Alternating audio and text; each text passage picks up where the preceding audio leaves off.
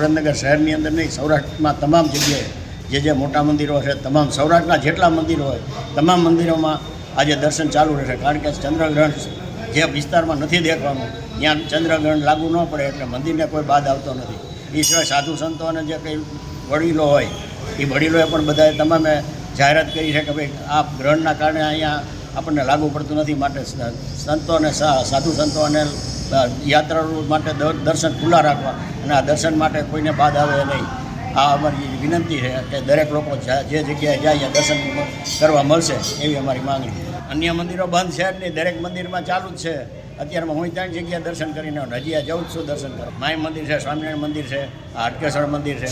એવી રીતે ગામમાં જે મોટા મોટા મંદિરો હોય તમામ મંદિરો ખુલે છે. રામેશ્વર મહાદેવ મંદિર ખુલ્લું છે, દરેક મંદિર ખુલ્લા છે, ક્યાંય બંધ છે નહીં.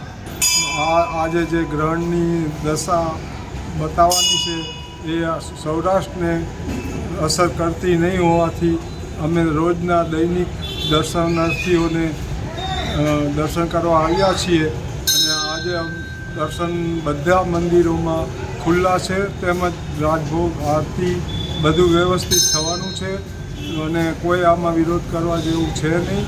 કારણ કે ગુજરાતમાં બતાવવાનું છે આ ગ્રહણની અસર છે, સૌરાષ્ટ્રને આ ગ્રહણની કોઈ પણ અસર લાગતી નથી, જેથી દરેક મંદિરના ટ્રસ્ટીઓએ તેમજ પૂજારીઓએ મંદિરના દ્વાર ખુલ્લા રાખ્યા છે અને ભગવાનના દર્શન તેમજ રાજભોગ તેમજ સાંજની આરતી પણ થવાની છે અને આખા સૌરાષ્ટ્રમાં આ ગ્રહણની અસર દેખાવાની નથી.